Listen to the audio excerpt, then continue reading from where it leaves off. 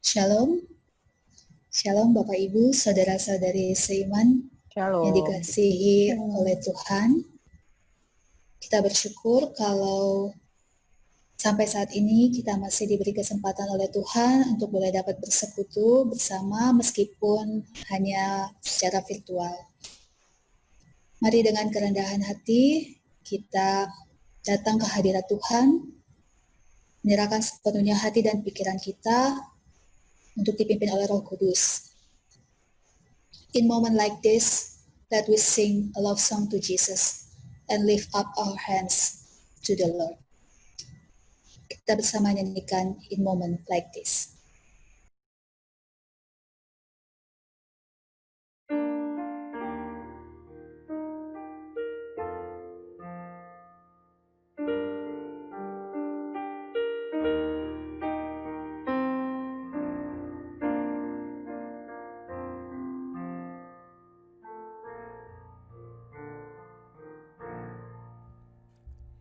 In moments like this, I sing out a song. I sing out a love song to Jesus. In moments like this, I lift up my hands. I lift up my hands to the Lord, singing, I love you, Lord,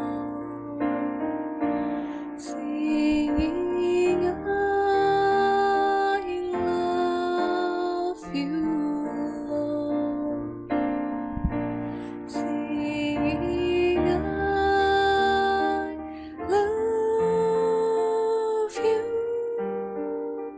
Lord, I love you.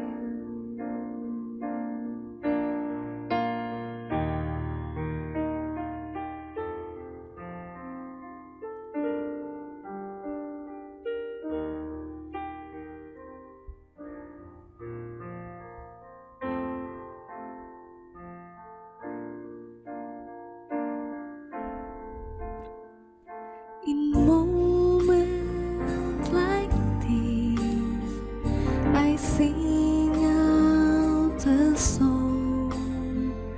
I sing out a love song to Jesus. In moments like this, I lift up my hands. I lift up my hands to the Lord, singing, I love you, Lord, singing,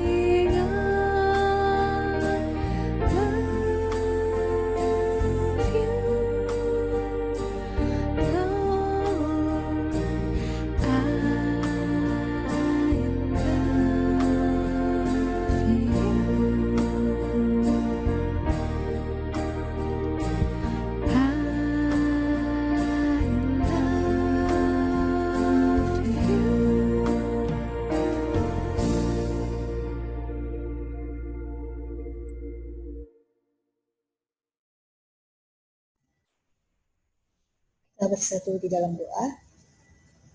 Tuhan Allah Bapa kami yang bertahta di kerajaan sorga, kami mengucap syukur Tuhan oleh hanya karena anugerah Tuhan. Kami masih memiliki kesempatan untuk boleh dapat bersekutu bersama saudara-saudara kami seiman. Meskipun masih hanya melalui virtual ya Tuhan. Kami mau serahkan Tuhan ibadah ini dari awal, pertengahan hingga pada akhirnya. Karena ya Tuhan, Engkau menolong kami untuk dapat fokus.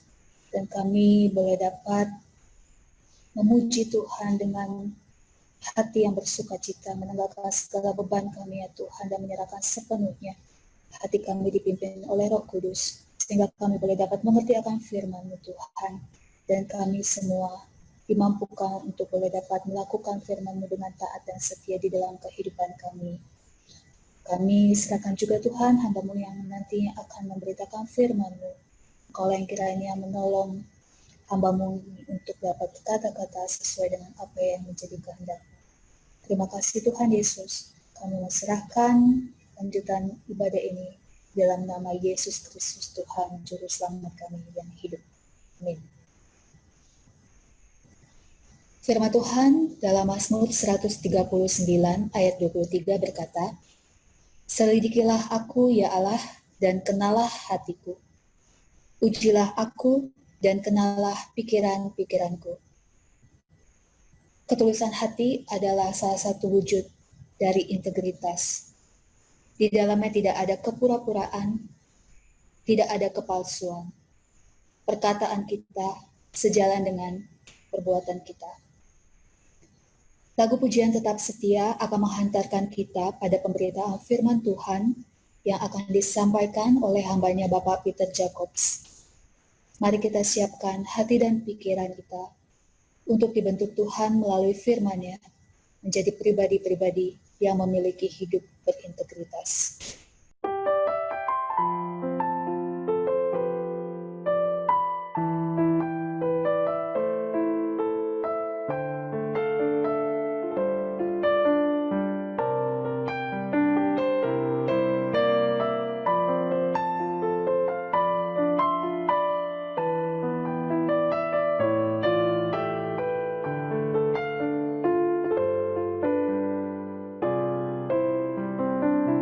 Semua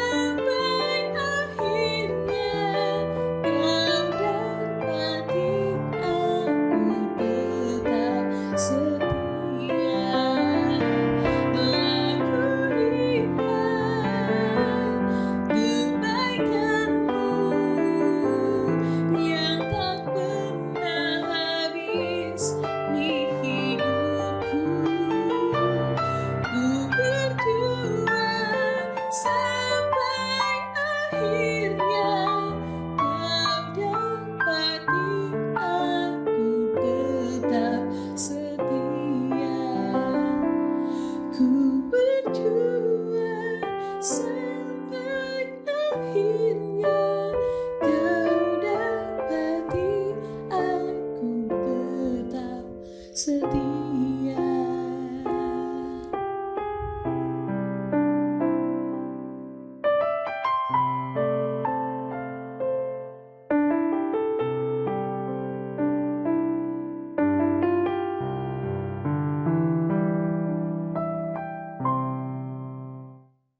Bapa di dalam surga, seperti lagu yang kami nyanyikan, biarlah lagu ini boleh menjadi doa kami kepada Tuhan untuk menyelidiki hati kami setiap saat.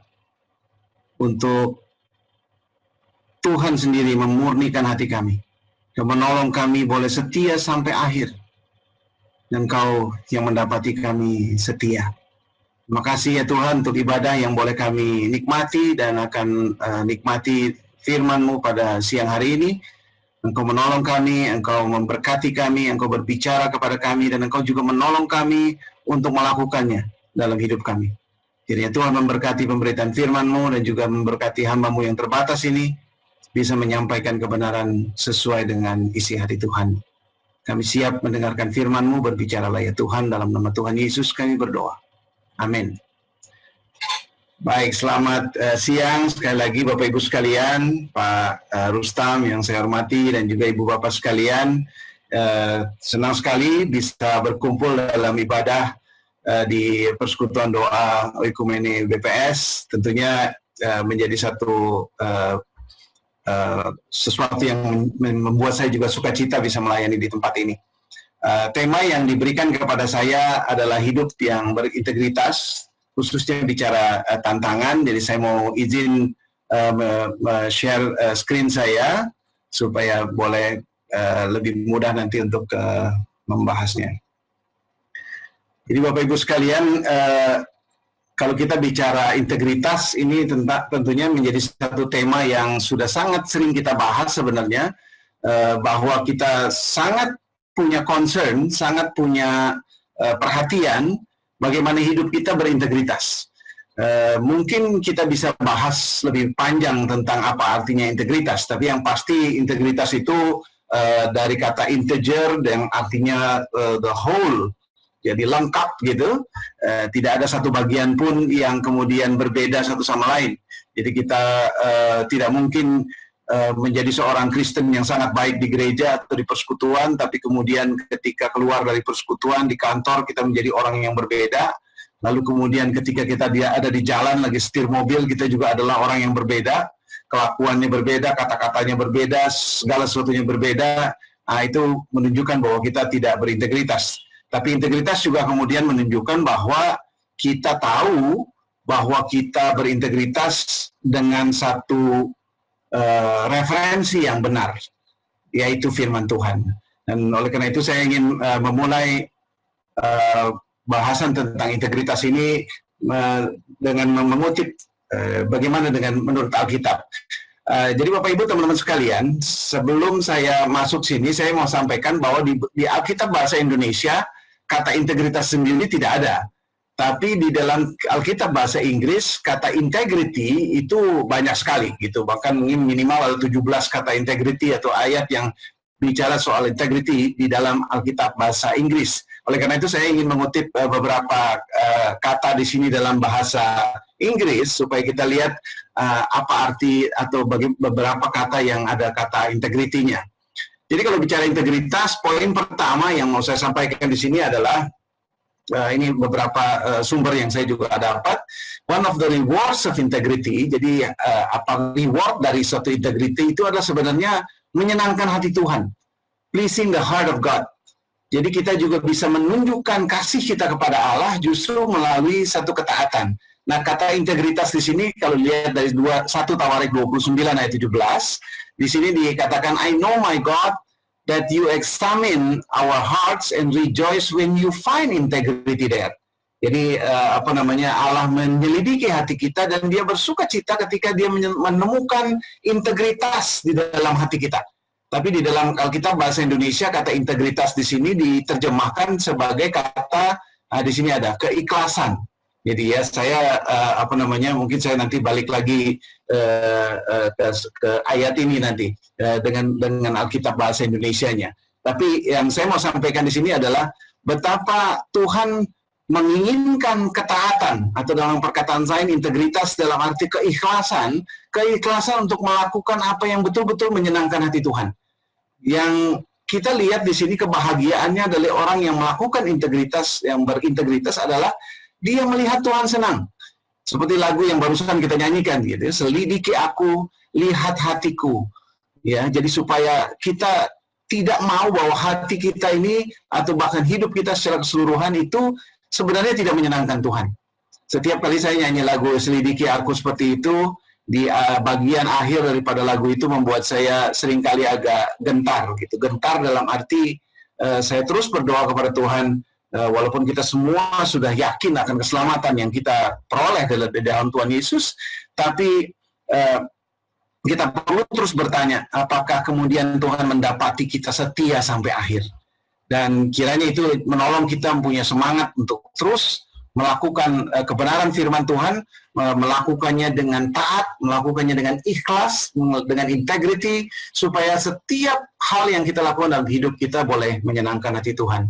Nah, itu yang pertama, yang kalau kita lihat ayat yang terkait dengan integritas. Yang kedua, ayat yang saya mau ambil dari Ayub pasal 2 ayat 3, kitab bahasa Indonesia menerjemahkannya jujur. Jadi di sini dia bilang, Tuhan sendiri yang bilang kepada setan di sini ya. Jadi God singled out Job as an ideal example of a man of integrity. Jadi Tuhan sendiri bilang kepada setan bahwa kepada iblis, lihat ini ada orang yang betul-betul a man of integrity kepada iblis. Jadi bahkan Tuhan kemudian menyarankan dan mendorong ke semua pengikut ya supaya bisa seperti Ayub gitu ya. Jadi kalau lihat Ayub 2 ayat 3, dan the Lord asked Satan, have you noticed my servant Job? He is the finest man in all the earth. He is blameless, a man of complete integrity. Wah, ini luar biasa ya. Jadi kalau melihat bagian ini, a man of complete integrity. Tapi kita bahasa Indonesia menerjemahkannya jujur. Orang yang jujur. Nanti ada bahasa Indonesia yang saya mau sampaikan di sini. Bagian ini kembali menolong kita kemudian untuk melihat bahwa Allah sendiri bangga gitu. Allah sendiri senang bangga kepada seorang yang memang jujur, orang yang punya integritas. Ya, jadi sekali lagi di dalam konteks integritas. Nanti kita akan bahas lebih lanjut bagaimana hidup kita bisa berintegritas gitu ya. Saya tidak ingin kita terjebak kepada satu pembahasan kemudian bahwa integritas semata-mata what you say is what you do, misalnya gitu ya, apa yang kamu katakan itu yang kamu lakukan, atau tidak berbeda dan di rumah atau di kantor atau dimanapun kita berada. Jadi itu definisi-definisi yang benar, tapi kemudian kita harus melihatnya dalam konteks kebenaran firman Tuhan. Lalu yang ketiga, ini Tuhan menghendaki ketaatan kita yang sempurna, loyalty. Jadi he seeks people who put him first above everything. Jadi dia ingin sekali ada orang-orang itu hidupnya mengutamakan Tuhan di atas segalanya. Gitu. Jadi di atas segalanya. Dan ini 2 Samuel 22 ayat 26 mengatakan, to the faithful you show yourself faithful. Jadi kepada orang yang setia, Allah menunjukkan dirinya setia. To those with integrity, you show integrity. Kalau bahasa Indonesia bilang kepada orang yang tidak bercela, maka engkau juga tidak bercela. Nah, ini ada beberapa ayat dalam bahasa Indonesianya. Jadi 1 Tawarik 29 ayat 17, supaya kita hanya ini, aku tahu ya Allahku bahwa engkau adalah penguji hati dan berkenan kepada keikhlasan. Nah, kata keikhlasan ini yang di bahasa Inggrisnya diterjemahkan integrity. Maka aku pun mempersembahkan semuanya itu dengan sukarela dan tulus ikhlas. Dan sekarang umatmu yang hadir di sini telah kulihat memberikan persembahan sukarela kepadamu dengan sukacita. Jadi ketaatan kemudian menjadi kunci dari integritas di bagian ini. Lalu kemudian ayat 2, ayat 3 tadi, firman Tuhan kepada iblis, apakah engkau memperhatikan hambaku Ayub? Sebab tidak ada seorang pun di bumi seperti dia yang demikian saleh dan jujur. Jadi dia bilang ini, the complete integrity. ya, yang takut akan Allah dan menjauhi kejahatan. Jadi integritas itu dalam konteks juga takut kepada Allah, menjauhi kejahatan. Dia tetap tekun dalam kesalehannya meskipun engkau telah membujuk aku melawan dia untuk mencelakakannya tanpa alasan. Itu di Ayub 2 ayat 3, lalu 2 Samuel 22 ayat 26, terhadap orang yang setia engkau berlaku setia, terhadap orang yang tidak bercela engkau berlaku tidak bercela. Jadi ini konteksnya integrity. Dalam bahasa Inggris diterjemahkannya dipakai katanya integrity. Tapi dalam bahasa Indonesia kita ngelihat bahwa ini penggunaan kata-katanya berbeda-beda, tapi sebenarnya ujungnya sebenarnya sama. Bahwa integritas itu juga menyangkut ketaatan, integritas itu menyangkut kejujuran, integritas itu tidak melakukan dosa, tidak bercela, gitu ya. Dan ada juga kemudian ayat lain yang kemudian diterjemahkan sebagai ketulusan. Integrity should be the hallmark of a Christian. Jadi integritas itu sebenarnya memang tanda Kristen banget. Orang Kristen itu berintegritas tuh. Itu tandanya. Jadi temptation is all around. Jadi ada cobaan di sekeliling kita, but God is our rescuer and refuge. We can depend on God to be victorious in this life. Jadi ini ayat dari Mazmur 25. See how many enemies I have and how viciously they hate me. Protect me. Rescue my life from them. Do not let me be disgraced, for in you I take refuge. Nah, kalimat terakhirnya, may integrity and honesty protect me, for I put my hope in you. Jadi biarlah integritas dan kejujuran yang kemudian melindungi. Jadi kalau kita ngelihat di sini ketulusan yang diterjemahkan dalam bahasa Indonesia atau integritas ini justru yang akan melindungi. Ada banyak orang sebenarnya justru hancur karena ketidakintegritasannya, ketidaktulusannya, ketidakjujurannya. Sehingga kalau orang Kristen hidup dalam integritas, sebenarnya itu yang justru melindunginya. Di sini dia bilang, may integrity and honesty protect. Jadi itu bagian bagian yang kita lihat di bagian ini. Lalu kemudian Mazmur 26 ayat 1 sampai 4. Our integrity sebenarnya does not earn our salvation. Jadi bukan karena berintegritaslah maka kita diselamatkan. Jadi kita tahu bagian itu ya, bahwa kita diselamatkan karena iman kepada Tuhan Yesus Kristus. Itu anugerah gitu. Tapi integritas itu kemudian bring God's approval. Jadi Allah menyetujui the way we live, menyetujui bagaimana kita hidup. Nah, ini yang menarik sekali ya, know the truth and live it. Ya, jadi kalau di Mazmur 26 ayat 1 sampai 4 itu di sini dikatakan, declare me innocent, O Lord, for I have acted with integrity. Nanti saya kasih lihat bahasa Indonesianya setelah ini. Lalu yang ketiga, a person of integrity seeks to follow the Lord's will in everything. Jadi orang yang berintegritas bukan cuma tidak bikin dosa, tapi orang yang berintegritas adalah orang yang mengikuti apa maunya Tuhan, mencarinya, melakukannya. Dan ini yang penting. Kalau orang yang tidak serius cari apa yang Tuhan mau. Nah, saya beberapa hari ini lagi banyak sekali belajar tentang bagaimana kemudian mengetahui apa yang Tuhan mau buat hidup saya. Day by day itu sebenarnya satu pertanyaan terus-menerus. Saya pikir itu juga harusnya menjadi bagian kita. Walaupun kita semua udah kerja ya. Saya bekerja sambil memperkenalkan diri. Saya bekerja di Bank Indonesia gitu. Saya sudah hampir 30 tahun. Februari depan saya 30 tahun bekerja di Bank Indonesia. Jadi Bapak Ibu yang sudah bekerja di BPS, nah kita sebenarnya partner loh, dalam konteks perekonomian bangsa ini gitu ya. Jadi kita bekerja di tempat kita, tapi kita sebenarnya harus juga terus tanya, ketika saya kerja di Bank Indonesia, saya harus bikin apa Tuhan? What do you want me to do di Bank Indonesia? What do you want me to do di BPS gitu? Apa yang mau Tuhan kerjakan melalui saya di BPS? Bukan saya ingin nanti mengajari atau mendorong kita semua kemudian jadi artinya jadi orang yang kerjanya cuma pelayanan aja gitu ya. Nanti itu sesuatu yang keliru. Nanti ada slide yang saya mau ajak kita memikirkan hal-hal seperti begitu. Jadi Mazmur 41 berkata, I know that you are pleased with me, for my enemy does not triumph over me.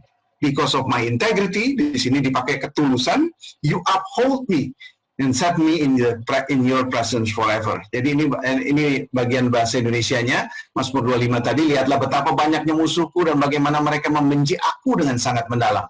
Jagalah kiranya jiwaku dan lepaskanlah aku. Janganlah aku mendapat malu sebab aku berlindung padamu. Di ayat 21, ketulusan dan kejujuran kiranya mengawal aku. Jadi ini yang namanya integrity and honesty protect me. Mengawal aku sebab aku menanti-nantikan engkau. Lalu di Mazmur 26 ayat 1 dari Daud, berilah keadilan kepadaku ya Tuhan sebab aku telah hidup dalam ketulusan. Because I already live with integrity. Jadi itu bagian yang penting ketika Daud kemudian bahkan minta berilah keadilan kepadaku. Kita tahu Daud banyak sekali hidup di dalam dikejar-kejar musuh gitu ya, seperti hidup yang sangat susah. Dan Daud berdoa kepada Tuhan supaya Tuhan memberikan kepadanya keadilan karena dia sudah hidup dengan integritas.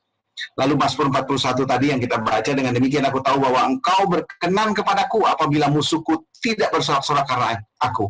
Tetapi engkau menopang aku karena ketulusanku. Jadi engkau menopang. Jadi Allah menopang kita justru karena kita berintegritas. Jadi kita lihat di beberapa bagian tadi bahwa karena integritas maka kita menyenangkan hati Tuhan. Jadi kalau kita lihat di bagian-bagian awal ya, kalau kita bilang mengasihi Tuhan tapi hidup kita tidak berintegritas, kita tidak jujur, kita tidak taat kepada Tuhan, tidak mencintai Tuhan, tidak melakukan apa yang baik di mata Tuhan, maka ya apa yang kita katakan bahwa kita mencintai Tuhan itu adalah satu kebohongan. Kalau kita bilang kita mengasihi Tuhan, kita ingin Tuhan senang, maka hidup kita pasti berintegritas sih. Dan kita juga taat kepada Tuhan, kita hidup dengan tulus.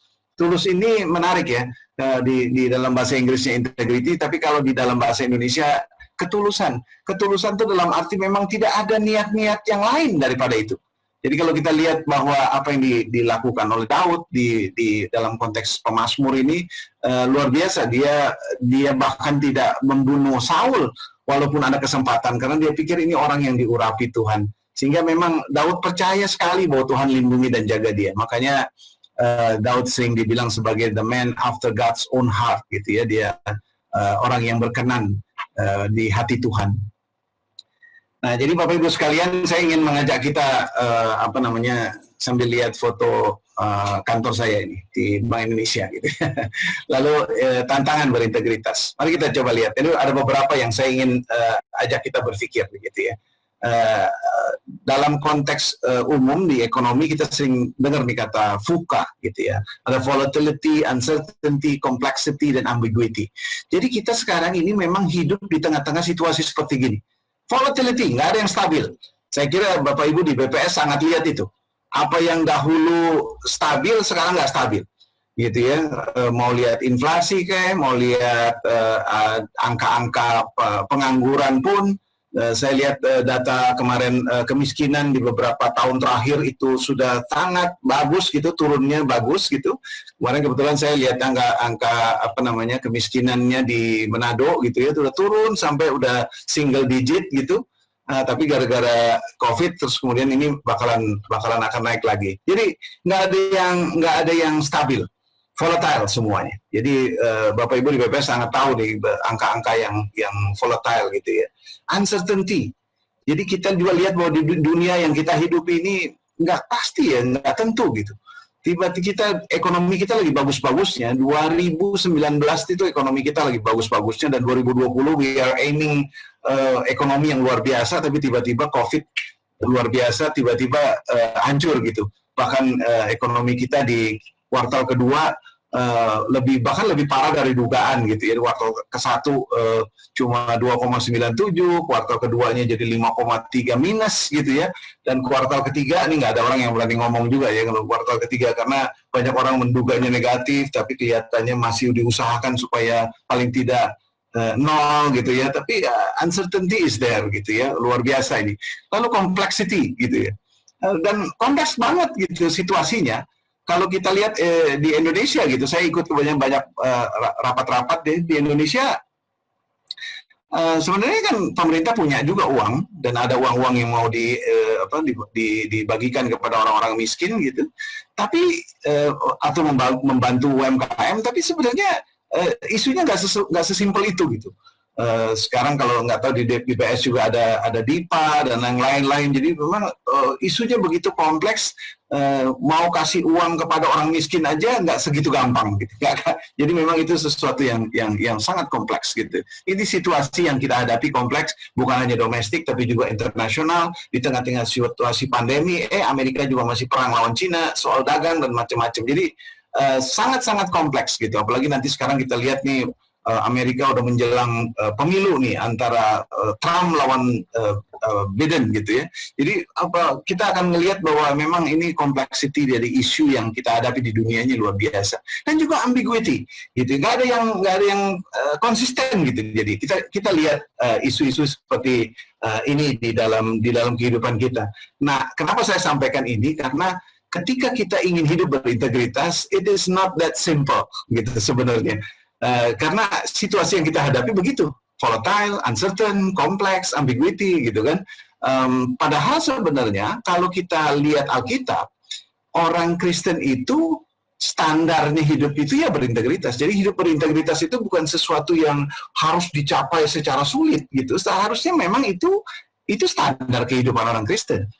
Harusnya kita tulus, harusnya kita mengasihi, harusnya kita jujur, harusnya kita kerja keras, dan itu something yang bukan sesuatu yang harusnya susah, karena memang itu standar basicnya gitu ya. Poin kedua yang dalam kita lihat ini adalah kemunafikan. Ini ada hurt behavior nih. Hurt behavior tuh saya tidak banyak tahu di BPS seperti apa, tapi di kantor-kantor lain saya juga lihat bahwa ada orang-orang yang terpaksa melakukan sesuatu termasuk berintegritas, tapi sebenarnya dia munafik gitu. Dia hanya sedang menyenangkan hati atasannya, atau dia hanya sedang ikut-ikutan orang lain, gitu. Jadi sebenarnya integritas dalam konteks seperti begini akan sangat rentan, akan sangat sebentar berubah, gitu. Jadi kalau kita lihat ini tantangan yang sangat luar biasa ketika kita hidup di tengah-tengah lingkungan yang sangat berbeda. Orang-orang yang tidak mengenal kebenaran, ada orang-orang yang mau melakukan kebaikan tapi dengan motivasi yang salah. Ada orang-orang yang tidak peduli lagi dengan kebenaran, ada orang-orang yang seperti begitu, dan mereka ada di sekeliling kita. Nah, nanti justru saya ingin mengajak kita melihat bahwa justru orang-orang yang begini di sekeliling kita ini adalah sesuatu yang baik dan positif untuk kita lakukan sesuatu. Lalu bisa jadi ada orang yang hidup berintegritas itu di bawah tekanan. Gitu.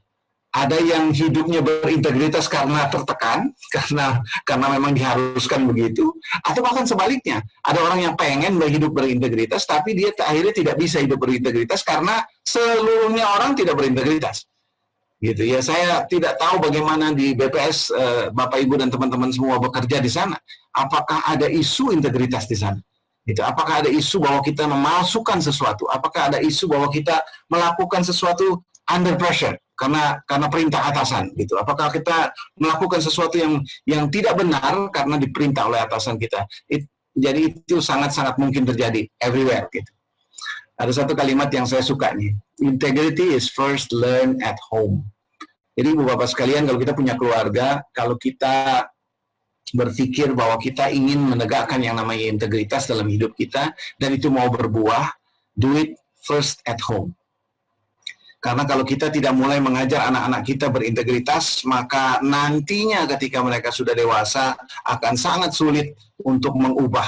Hanya anugerah yang bisa mengubah orang. Tapi sekarang ini, ketika anak-anak masih kecil, kita udah bisa ajar mereka tentang kejujuran, tentang kebenaran gitu ya. Saya dulu ajarin anak-anak saya dari awal, zaman saya itu banyak CD-CD bajakan gitu ya. Jadi kita udah mulai ajarin anak-anak dari awal. Walaupun anak-anak sudah beli CD gitu, murah 1.000 perak waktu itu dapat CD bajakan. Tapi waktu itu kita mulai ajarin bahwa itu sebenarnya adalah pencurian, itu adalah penipuan, itu adalah sesuatu yang tidak baik. Kita mencuri hak orang lain, sehingga waktu itu kita nggak beli.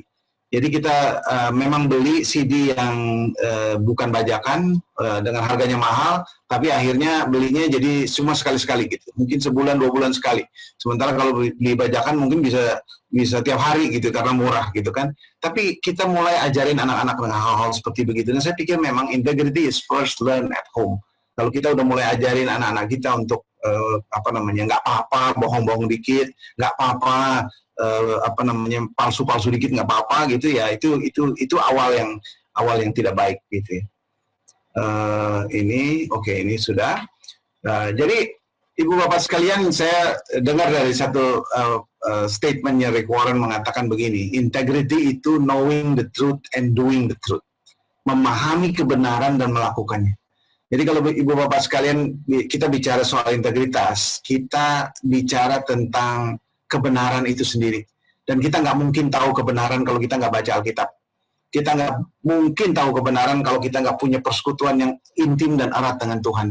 Jadi jangan dulu ngomong integritas, jangan dulu ngomong kebenaran, jangan dulu ngomong sesuatu yang sulit dan bagaimana kita hidup berintegritas, bagaimana menghadapi tantangan kalau kita nggak mulai dari belajar firman. Kalau kita tidak mulai dari kebenaran itu sendiri yang kita pelajari secara mendalam. Karena integrity is knowing the truth and doing the truth. Knowing saja juga kurang. Tidak mungkin kita cuma knowing the truth, tapi kita juga harus do the truth. Dan itu sesuatu yang indah dari kata integritas menurut Rick Warren. Saya kutip Efesus 5 ayat 11 karena ini menjadi ayat yang sering kali menantang saya.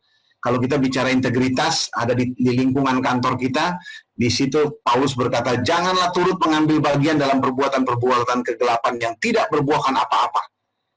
Nah, Bapak Ibu sekalian, kalau dia titik sampai di situ, maka kita gampang hidupnya. Orang lain korupsi, saya nggak korupsi. Orang lain bikin mencuri, saya nggak mencuri. Orang lain ngaco-ngaco hidupnya di kantor, saya nggak ikut-ikutan. Maka itu kita cuma dapat Efesus 5 ayat 11a. Nggak tuntas. Tapi Efesus 5 ayat 11 menuntaskannya dengan kata-kata, tetapi sebaliknya telanjangilah perbuatan-perbuatan itu. Jadi ada tanggung jawab kita ketika kita tidak melakukan perbuatan-perbuatan kegelapan, tapi ada tanggung jawab yang paling utama sebenarnya adalah gimana caranya supaya perbuatan-perbuatan kegelapan itu kita telanjangi, supaya dia terekspos, supaya itu kemudian dihentikan. Dan itu menjadi sesuatu yang menurut saya sangat luar biasa. Nah, di bagian akhir dari apa yang saya mau sampaikan di sini, saya ingin sampaikan hidup berintegritas itu untuk menjalankan misi Allah. Beberapa waktu yang lalu saya ikut conference tentang marketplace ministry, dan ini yang saya sering ulang-ulang terus sampaikan, khususnya di persekutuan-persekutuan kantor. Karena ketika kita kerja di kantor, saya kerja di Bank Indonesia, Ibu Bapak semua bekerja di BPS. Kita kerja karena kita sedang menjalankan misi Allah. Apa tuh misi Allah kayak seperti apa? Jadi ini yang saya akan ajak kita bicara soal marketplace ministry. Jadi kita sebenarnya kerja sedang melayani Tuhan, sedang menjalankan misi Allah. Tapi jangan salah, kita bukan sedang kemudian penginjilan lalu minta supaya orang terima Tuhan Yesus langsung gitu kan, lalu kita kasih ayat seperti itu. Itu bukan bagian marketplace ministry yang saya mau sampaikan. Marketplace ministry itu bicara soal begini, bicara tentang 1% versus 99%. 1% itu adalah hamba-hamba Tuhan nih, para pendeta, para misionaris, para staff full time di lembaga-lembaga Kristen gitu ya. Itu jumlahnya 1% kan, dan mereka itu full time. Mereka full time mengerjakan pemberitaan Injil. Mereka khotbah, mereka PA, mereka pembinaan rohani dan segala macam. Ini para hamba Tuhan nih, para pastor, misionaris yang ada di termasuk di daerah-daerah terpencil seperti itu. Jumlah mereka dari seluruh orang Kristen cuma 1%. Nah, 99% ini siapa? 99% ini kita. Kita yang ada di marketplace. Orang-orang Kristen di BPS, orang-orang Kristen di Bank Indonesia, orang-orang Kristen di Kementerian Keuangan atau di kementerian-kementerian lain atau di perusahaan-perusahaan swasta atau di bank dan di mana-mana. Mereka yang kerja, yang digaji, yang ada di marketplace, mereka yang 99%. Dan waktu saya conference mereka berkata begini, ada 7 miliar jumlah manusia di dunia, 7 miliar lebih manusia, dan ada 3 miliar manusia yang belum dengar Injil. Dan kenapa Injil lambat sekali diberitakan? Karena 99% orang yang kerja di marketplace ini tidak menjalankan tugasnya. Jadi ini bagian yang saya ingin ingatkan kalau di persekutuan kantor, don't you forget bahwa kita sebenarnya dipanggil Tuhan kerja di BPS, kerja di Bank Indonesia, kerja dimanapun, bukan untuk dapat gaji tiap bulan only. Gitu. Kalau kita kerja cuma dapat gaji tiap bulan, maka kita adalah orang yang paling malang dan paling rendah gitu. Tapi kita kerja karena kita punya misi Allah yang sedang kita kerjakan. Nah, misi Allahnya seperti apa? Bapak Ibu Saudara-saudara yang terkasih dalam Tuhan, hidup kita itu kitab yang terbuka. Jadi orang lihat kita. Ketika kita ambil keputusan, mereka lihat kita. Ketika kita tanda tangan sesuatu, apakah kita teliti atau tidak, apakah kita lakukannya dengan baik atau tidak, orang lihat kita. Kalau kita mengatakan sesuatu, kita jujur atau tidak jujur, orang lihat kita. Hidup kita itu kitab yang terbuka. Dan itu adalah cara kita sebenarnya menginjili. Penginjilan yang paling utama dari yang dilakukan oleh orang-orang Kristen adalah ketika orang itu melihat hidup kita. Nah, Ibu Bapak sekalian, saya mau sampaikan, penginjilan kepada mereka yang nggak pernah ke gereja dan KKR. Ternyata saya baru juga kemudian banyak merenung-renung ya. Di kantor kita itu, banyak sekali orang, utamanya yang bukan Kristen tentunya, yang bukan Kristen, mereka nggak pernah ke gereja kan. Kalau mereka nggak pernah ke gereja, mereka nggak pernah dengar firman Tuhan. Mereka juga nggak pernah datang KKR. Karena kalau mereka nggak dengar KKR, ya mereka juga nggak akan pernah ditantang untuk bertobat. Dan mereka adalah orang-orang yang boleh dibilang nggak pernah dengar Injil. Paling-paling kebetulan aja kalau nanti lagi dengar radio atau dengar TV, dengar Injil, dan mereka bisa akhirnya dengar Injil. Tapi ada banyak orang di sekeliling kita, bahkan ada di samping-samping kita, di depan kita, jalan sama kita, ngobrol sama kita, dan mereka nggak pernah dengar Injil. Dan saudara-saudara yang terkasih dalam Tuhan, orang-orang inilah yang sebenarnya melihat bagaimana kita hidup. Kalau kita jujur, kalau kita kerjanya rajin, kalau kita excellent, kalau kita nggak mempermainkan jam kerja, kalau kita nggak mencari keuntungan sendiri, kalau kita nggak mau enaknya sendiri gitu, bahwa orang-orang ini lihat kita, dan itu adalah sebenarnya penginjilan yang paling istimewa. Jadi ketika orang melihat bagaimana kita hidup, maka hidupnya, hatinya, pikirannya, semua menjadi terbuka melihat bahwa ada orang yang istimewa yang ada di sekeliling mereka. Dan panggilan kita ketika kita bicara hidup yang berintegritas adalah apakah hidup kita istimewa? Apakah kita hidupnya begitu istimewa sampai orang melihat? Pernah dengar lagu Let the Beauty of Jesus Be Seen in Me gitu ya? Let the beauty of Jesus be seen in me gitu ya. Itu menjadi lagu yang istimewa tuh ya. Tapi orang lihat nggak sih Injil di dalam diri kita? Apakah orang lihat Kristus ada di dalam diri kita? Apakah kemudian the beauty of Jesus itu kelihatan dalam hidup kita? Nah, teman-teman sekalian, oke. Ini udah, oke, ini jadi menjadi bagian yang terakhir, yang kemudian menjadi penting ketika hidup berintegritas. Kembali ke ayat Efesus 5 ayat 11. Bukan cuma kita tidak mengambil bagian dalam perbuatan-perbuatan kegelapan, tapi kita menelanjangi. Dengan cara apa? Menunjukkan bagaimana kita hidup. Jadi ketika kita kerja, kerjalah yang baik. Orang Kristen nggak cuma bisa tidak berdosa, tapi dia harus kerjanya excellent. Ketika dia kerja excellent, maka sebenarnya dia sedang melakukan penginjilan yang sangat luar biasa. Kalau dia mengerjakan tugasnya dengan baik, kalau dia jadi pimpinan, dia akan menjadi pimpinan, menjadi idola anak buahnya. Kalau kita jadi anak buah, itu menjadi anak buah yang betul-betul sangat disukai oleh atasannya. Kalau kita menjadi peer, teman sekerja, kita akan menjadi teman sekerja yang sangat luar biasa, sangat disenangi. Kalau nggak ada kita, nggak seru gitu. Hidup kita menjadi nggak istimewa dan nggak seru. Nah, ya. Jadi Ibu Bapak sekalian, ini yang saya mau coba sampaikan dalam konteks berintegritas. Tantangannya pasti banyak. Karena kita pasti akan menghadapi tantangan yang di sekeliling kita orangnya beda. Tapi justru ketika tantangan itu ada, ketika mereka justru berbeda dengan kita, ketika mereka nggak pernah dengar Injil, nggak pernah dengar firman Tuhan, itu justru kesempatan supaya kita bisa menyampaikan. Ketika ada orang bertanya, kok bisa sih kamu rajin amat gitu? Kok bisa sih kamu tidak mau terima uang? Kok bisa sih kamu tidak melakukan hal-hal yang orang lain lakukan? Nah, itu sebenarnya pintu yang Tuhan sedang bukakan buat kita untuk menceritakan bahwa Allah kita adalah Allah yang baik, Allah yang sudah mati bagi kita, Allah yang sudah mengorbankan dirinya, dan Allah itulah yang kemudian kita layani dan kita sembah. Sehingga seperti lagu, kembali lagi tadi yang lagu kita nyanyikan, selidiki aku lihat hatiku, sehingga di bagian akhir kita bisa berkata bahwa kita ingin sekali, kita rindu bahwa pada akhirnya Tuhan mendapati kita setia. Dan itu menjadi akhir dari hidup yang sangat indah, seperti Paulus berkata bahwa kita sudah mengakhiri pertandingan yang baik. Kiranya Tuhan memberkati kita. Mari kita tutup dalam doa. Bapa, kami kembali bersyukur bahwa kami boleh diberkati untuk bisa hidup seturut dengan apa yang Tuhan mau. Kami rindu sekali hidup mengikuti kehendak-Mu, ya Allah. Kami rindu sekali hidup sesuai dengan tuntunan dari firman-Mu.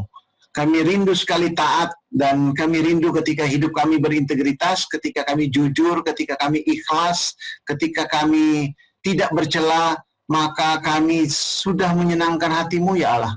Itu yang kami rindukan terjadi dalam hidup kami, ya Tuhan. Ketika kami kerja di kantor, kami banyak sekali tantangan. Ada orang-orang yang tidak seiman yang bekerja sehari-hari dekat dengan kami. Tapi yang menjadi pertanyaan, apakah mereka melihat sesuatu yang istimewa dalam diri kami? Apakah mereka melihat the beauty of Jesus di dalam diri kami? Apakah mereka melihat kejujuran yang kami kerjakan di dalam kehidupan kerja kami? Apakah di rumah keluarga kami, istri, suami, anak-anak kami melihat bagaimana kami hidup? Apakah di tengah jalan, apakah di gereja, di tengah-tengah masyarakat, dimanapun kami berada, kami terlihat sebagai kitab yang terbuka, sebagai anak-anak Allah, di mana ada Kristus yang hidup di dalamnya, dan itu terlihat. Kalau ini kami lakukan, ya Tuhan, kami yang sebagian besar di sini adalah 99% orang-orang yang ada di marketplace, dan kami ditempatkan Tuhan di kantor ini, bukan untuk sekedar supaya kami bisa hidup, tapi kami ditempatkan di kantor ini supaya kami boleh jadi saksi Tuhan di mana kami berada, dan kami boleh mengerjakan amanat agung itu yang Tuhan ingin supaya setiap orang mendengar Injil dan bertobat. Terima kasih Bapa di surga, terima kasih untuk firman-Mu. Kami kembalikan segala pujian dan hormat kemuliaan ke dalam tangan kasih Tuhan. Dalam nama Tuhan Yesus kami berdoa. Amin. Firman Tuhan berkata, berbahagialah orang yang takut akan Tuhan, yang sangat suka kepada segala perintah-Nya. Mari kita meresponi firman Tuhan dengan bersama-sama menaikkan pujian Mazmur 112.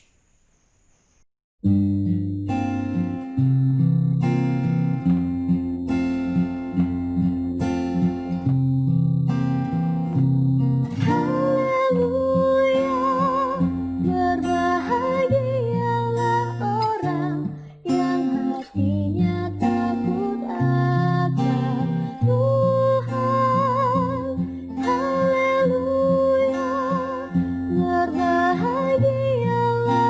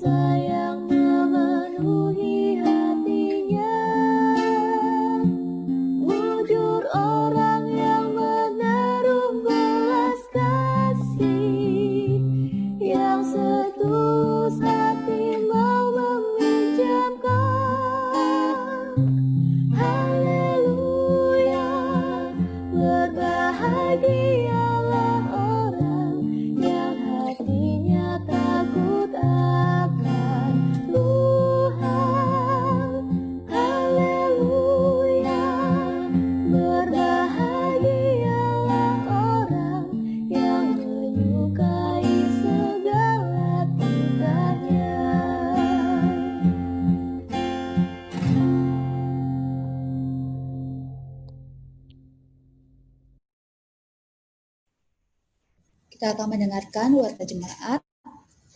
Warta jemaat pada hari ini 28 Agustus 2020.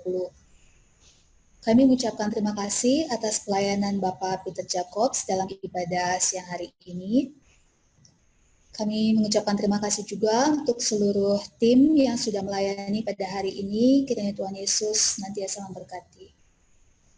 Kami mengucapkan selamat ulang tahun untuk warga PDBPS yang berbahagia. Yang pertama adalah Saudara Jonathan Ade Suranta Mendrova dari BPS Sumatera Utara yang berulang tahun pada tanggal 18 Agustus. Yang kedua adalah Bapak Stefanus Agus Permata Adi dari BPS RI yang berulang tahun pada tanggal 20 Agustus. Atas nama keluarga besar Persekutuan Doa BPS, kami mengucapkan selamat kepada Bapak Sony Haryanto yang telah menyelesaikan sidang promosi doktor pada hari Selasa 25 Agustus 2020. Tuhan Yesus memperlengkapi dan memampukan Bapak Sony untuk melakukan segala pekerjaan baik yang Tuhan Yesus percayakan. Kami juga turut bersukacita atas pernikahan Saudara Irfan Patuan Marsahala Simamora dari BPS Lampung dengan Saudari Lydia Destanti Sihaloho pada tanggal 14 Agustus 2020. Tuhan Yesus memberkati keluarga baru ini. Kami juga mengucapkan selamat untuk Saudari Bonita atas kelahiran anak ketiga, anak perempuan pada hari Rabu 26 Agustus 2020. Kami turut berbelasungkawa atas wafatnya yang pertama Ibu Tiominar Simanjuntak yang adalah ibu mertua dari Ibu Desriawati pada hari Minggu 23 Agustus 2020. Kami turut berbelasungkawa atas wafatnya Bapak Tunggul Simamora, ayah dari Bapak Leonardo Alexius Simamora pada hari Minggu 23 Agustus 2020. Dan kami juga turut berbelasungkawa atas wafatnya Bapak Made Are, AIS Angkatan 3 pada hari Senin 24 Agustus 2020. Penghiburan dan kekuatan dari Tuhan Yesus kiranya diberikan melimpah bagi keluarga besar yang ditinggalkan. Berdoa juga bagi pemulihan kesehatan dari Ibu Harmawanti Marhaini, Ibu Herlina, dan Saudara Ezra Doni. Bagi Bapak Ibu yang ingin didoakan secara khusus, dapat mengirimkan email ke prkk_bps@bps.go.id atau menghubungi Saudari Yunike di BPS RI. Jumlah yang hadir pada ibadah daring 14 Agustus 2020 adalah sebanyak 54 orang melalui Zoom dan 10 orang melalui live streaming YouTube. Selama ibadah daring, jemaat dapat memberikan persembahan melalui Bendahara Persekutuan Doa BPS, yaitu kepada Ibu Dewi atas nama Ibu Dewi Rismaya Marpaung dengan rekening BRI nomor 1257 0100 7539 507. Persembahan yang telah dikumpulkan pada ibadah Jumat 14 Agustus 2020 adalah sebesar Rp100.000. Kami juga turut mengundang bagi Bapak, Ibu, dan Saudara-saudari yang rindu untuk membagikan talentanya dalam puji-pujian dapat menghubungi Saudara Simon Halomuan Siagian di BPS RI. Demikian warta jemaat siang hari ini.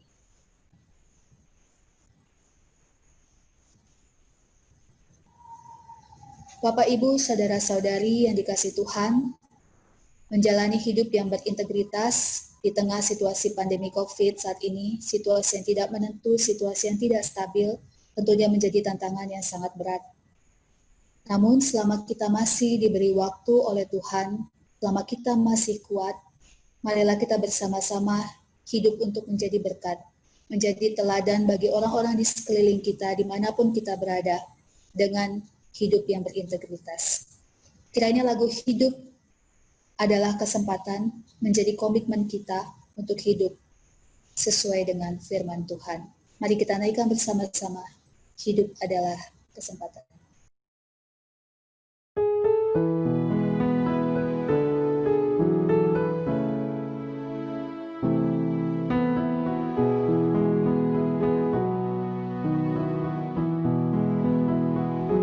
Hidup ini adalah kesempatan. Hidup ini untuk melayani Tuhan. Jangan sia-siakan waktu yang Tuhan beri. Hidup ini harus jadi berkat. Hidup ini adalah kesempatan. Hidup ini untuk melayani Tuhan. Jangan sia-siakan waktu yang Tuhan beri. Hidup ini harus jadi berkat. Oh Tuhan, pakailah hidupku selagi aku masih kuat. Bila saatnya nanti ku tak berdaya lagi, hidup ini sudah jadi berkat.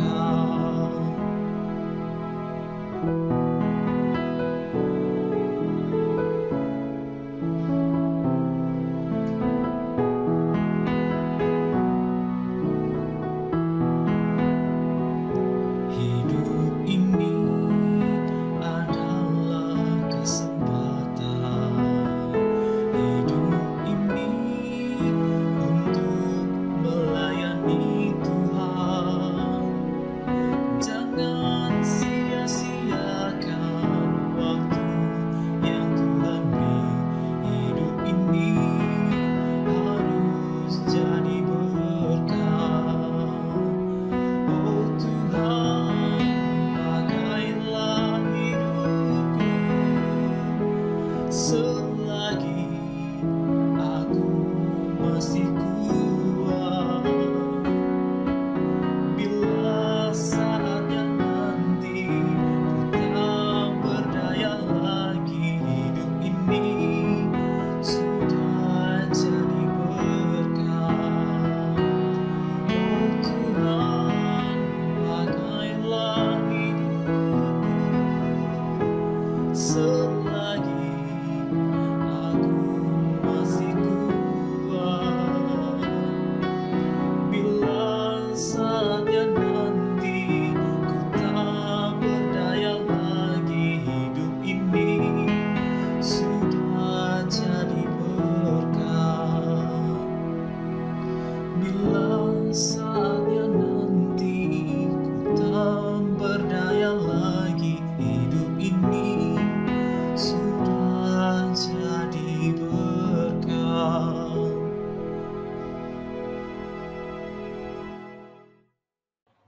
Mari kita tutup ibadah ini dalam doa, lewat doa syafaat dan doa tutup. Mari kita berdoa.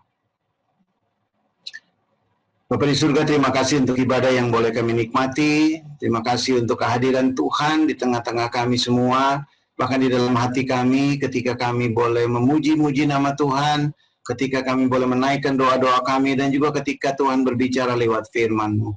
Terima kasih ya Tuhan, kami adalah orang-orang yang terbatas, penuh dengan kekurangan, tapi kami tahu bahwa Allah kami adalah Allah yang berkuasa, sehingga di tengah-tengah segala macam kekurangan apapun, bahkan ketika kami harus bertemu secara virtual seperti ini pun, tidak mengurangi, bahkan tidak menghalangi berkat Tuhan bagi kami, dan terima kasih untuk berkat yang Tuhan boleh sediakan bagi kami lewat firman.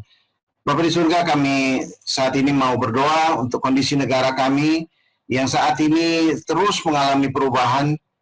Kondisi COVID belum menunjukkan kepastian kapan ini semua akan selesai, apakah kami akan memasuki masa-masa yang new normal seperti apa, kami masih belum tahu. Tapi kami berdoa supaya Tuhan menolong kami, baik ketika kami bekerja, ketika di tengah-tengah keluarga, bahkan di tengah-tengah pelayanan kami, Tuhan memberkati, bahkan memberkati negara ini melalui kami juga, supaya negara ini menjadi lebih baik. Berdoa buat para pemimpin kami, Bapak Presiden, Wakil Presiden, para menteri, semua para pejabat, para kepala-kepala lembaga dari pusat sampai daerah, baik sipil maupun militer, bahkan juga tenaga-tenaga medis yang masih terus berjuang untuk mengobati para pasien-pasien. Kami berdoa supaya Tuhan memberkati setiap orang ini, bahkan memberkati setiap kami, supaya kami boleh menjadi orang-orang yang berintegritas, melakukan yang terbaik buat bangsa dan negara ini. Kami mau berdoa juga untuk uji klinis vaksin COVID-19 di Indonesia yang masih dalam uji klinis yang kemungkinan akan dimulai diproduksi awal tahun depan. Kami mau berdoa supaya Tuhan memberkati proses-prosesnya, Tuhan juga menolong supaya ini boleh menjadi satu solusi yang membuat kami bisa lebih baik lagi bekerja, lebih baik lagi hidup, dan kami boleh melakukan apa yang sebenarnya Tuhan inginkan kami lakukan. Bapak, kami juga mau berdoa untuk pendidikan bagi seluruh anak-anak Indonesia, dan juga tentunya para pengajar yang sampai saat ini belum ditentukan Tuhan izinkan untuk pembelajaran jarak jauh. Kami berdoa supaya Tuhan kami diberikan hikmat bijaksana untuk supaya waktu-waktu ini tidak terbuang percuma, dan setiap anak-anak boleh belajar dengan sebaik-baiknya, supaya mereka juga boleh menjadi orang-orang yang berguna buat bangsa dan negara, terutama boleh memuliakan nama Tuhan. Bapak, kami mau berdoa juga untuk saat ini buat keluarga-keluarga atau rekan-rekan, saudara-saudara kami yang mengalami kedukaan karena orang-orang yang dicintai mereka dipanggil Tuhan. Bapak, kami mau berdoa untuk Bapak Leo Simamora dan seluruh keluarga yang ayahandanya dipanggil pulang ke rumah Bapak. Kami mau berdoa juga buat keluarga dari Bapak Made Are Subrata yang Tuhan sudah panggil. Kami mau berdoa juga buat Ibu Desria Utapea dan juga keluarga, karena mertuanya juga sudah Tuhan panggil ke rumah Bapa. Kami mau berdoa supaya keluarga-keluarga ini boleh mengalami penghiburan dan yang sejati dari Tuhan. Mereka boleh mengalami kekuatan, kesabaran yang Tuhan berikan secara melimpah kepada mereka. Biarlah momen-momen di mana orang-orang terkasih mereka dipanggil Tuhan, itu menjadi momen mereka makin dekat kepada Tuhan. Bapak, kami mau berdoa juga untuk Bapak, Ibu, dan rekan-rekan yang saat ini dalam kondisi kurang sehat. Kami mau berdoa buat Ibu Amawanti Marheni, kami mau berdoa buat Ibu Herlina, dan juga mau berdoa buat Saudara Doni, supaya Tuhan yang menjamah mereka dengan kekuatan yang dari Tuhan, dengan bilur-bilur-Mu Engkau menyembuhkan orang-orang yang mengalami sakit penyakit secara fisik ini. Dan kami berdoa supaya mereka pun boleh menjadi orang-orang yang bergantung dalam kesembuhannya ini hanya kepada Tuhan saja.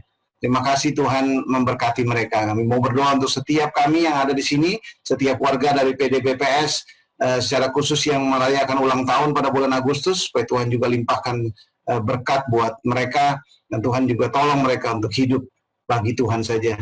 Dan kami mau menyerahkan akhirnya semua kami ya Tuhan, yang ikut dalam ibadah ini, walaupun yang masih belum dapat ikut pada ibadah kali ini, supaya Tuhan yang juga menyertai dan memberkati mereka. Dan kalau sebentar kami akan kembali ke kegiatan-kegiatan kami, pekerjaan-pekerjaan kami, kiranya Tuhan memberkati masing-masing kami, Tuhan memberkati keluarga kami, Tuhan memberkati keluar masuk kami, dan nama Tuhanlah biarlah ditinggikan selalu. Terima kasih Bapa, kiranya berkat Tuhan turun atas kami dalam nama Tuhan Yesus, kami berdoa dan bersyukur. Amin.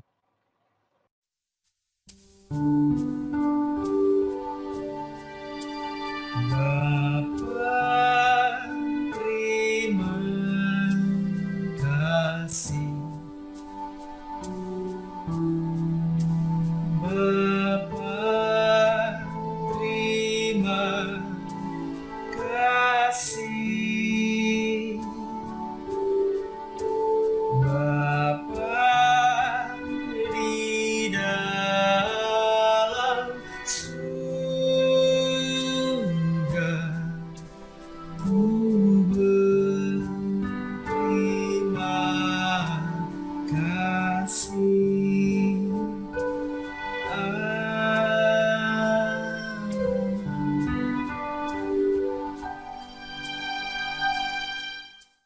Bapak, Ibu, saudara-saudari yang dikasihi Tuhan, ibadah kita telah selesai. Sampai jumpa di ibadah selanjutnya dan selamat beraktivitas kembali. Tuhan Yesus memberkati kita semua.